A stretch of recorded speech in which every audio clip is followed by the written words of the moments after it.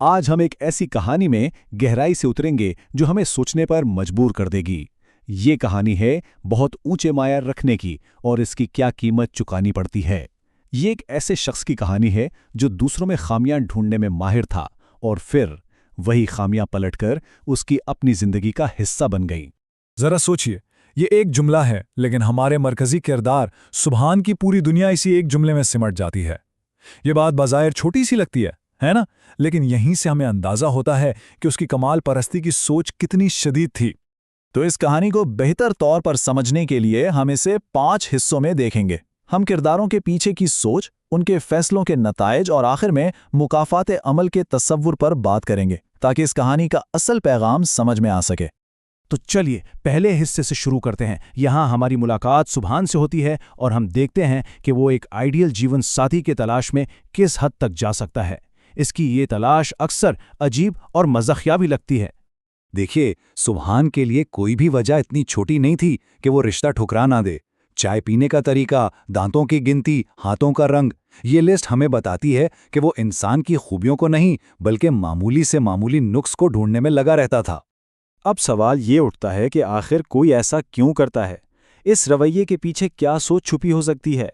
क्या ये सिर्फ नफासत पसंदी है या मामला इससे कहीं ज्यादा गहरा है? आइए इसकी ज़हनियत को समझने की कोशिश करते हैं। तो अब हम सुभान की सोच को करीब से देखते हैं। इसकी ये कमाल परस्ती सिर्फ पिकी होना नहीं था, बल्कि ये एक तरह का दिफाई तरीका था जो इसे लोगों से हकीकी जज्बाती ताल्लुक बनाने से रोकता था। और यहां देखिए, सोच का कितना बड़ा फर्क है। एक तरफ सुभान का गुरूर है जो कहता है कि मैं आइडियल हूं तो मुझे आइडियल ही चाहिए, और दूसरी तरफ उसके घर वालों की समझदारी भरी नसीहत जो उसे जिंदगी की हकीकत बता रही हैं। तो कमाल परस्ती का मतलब सिर्फ बेहतरीन की ख्वाहिश नहीं होती, ये एक नफ्सियाती ढाल की तरह है। सुभान ये ढाल इस्तेमाल करता था ताकि वो रिश्तों की पेचीदगियों से खुद को बचा सके। असल में वो दूसरों को मुस्तरद करके खुद मुस्तरद होने के डर से भाग रहा था।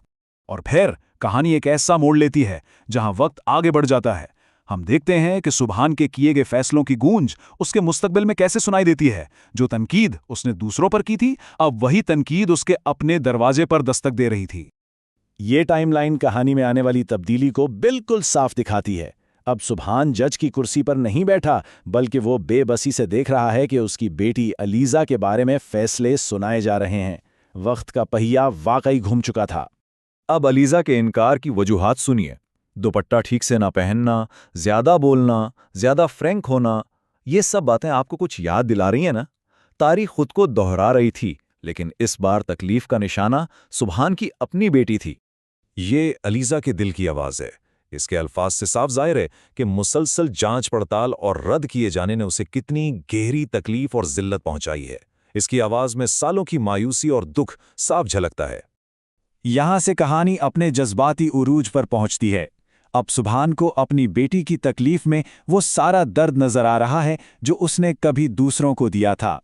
वो अपनी ही बनाई हुई मिरास का सामना करने पर मजबूर है। ये वो लम्हा था जब सुभान को हकीकत का सामना करना पड़ा। शादी से सिर्फ 2 दिन पहले उसकी बेटी की मंगनी का टूटना, इस एक वाकये ने उसे वो सब कुछ दिखा दिया जिसे वो सालों से नजरअंदाज कर रहा था। तो आखिर इस खानदान की तकलीफ का जिम्मेदार कौन था? क्या ये सिर्फ बुरी किस्मत थी या इसके पीछे उसके अपने ही फैसले थे? ये एक बहुत गहरा सवाल है। और सुभान का ये एतराफ़ ये सब कुछ बयान कर देता है।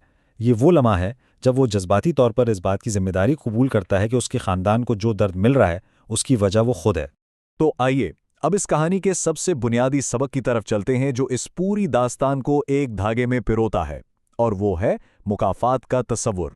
मुकाफात अमल का मतलब सादा सा है, आप जो कुछ दुनिया को देते हैं वही घूमकर आपके पास वापस आता है। सुभान ने दूसरों को तनकीद और फैसले दिए और वही चीज़ उसे अपनी बेटी की तकलीफ की शक्ल में वापस मिली। और यहाँ कहानी का सबसे तकलीफदेह पहलू सामने आता है। सुभान को याद दिलाया जाता है कि उसने भी एक लड़की का रिश्ता शादी से ठीक 2 दिन पहले तोड़ा था, जिसके नताइज बहुत भयानक थे। अब उसकी बेटी के साथ वैसा ही होना महज एक इत्तेफाक नहीं था। तो ये है तनकीद का पूरा चक्कर। पहले अमल, फिर उसका दिफा, फिर उसका नतीजा और आखिर में तकलीफदा एहसास। ये चक्कर हमें बताता है कि हमदर्दी के बगैर कमाल की तलाश आखिर में सिर्फ दुख ही देती है। और हम इस तज्ज़िये का इख्तिताम इसी एक अहम सवाल पर करते हैं। अच्छे म्यार रखना और किसी पर जुल्म करना, इन दोनों के बीच में वो लकीर कहाँ है?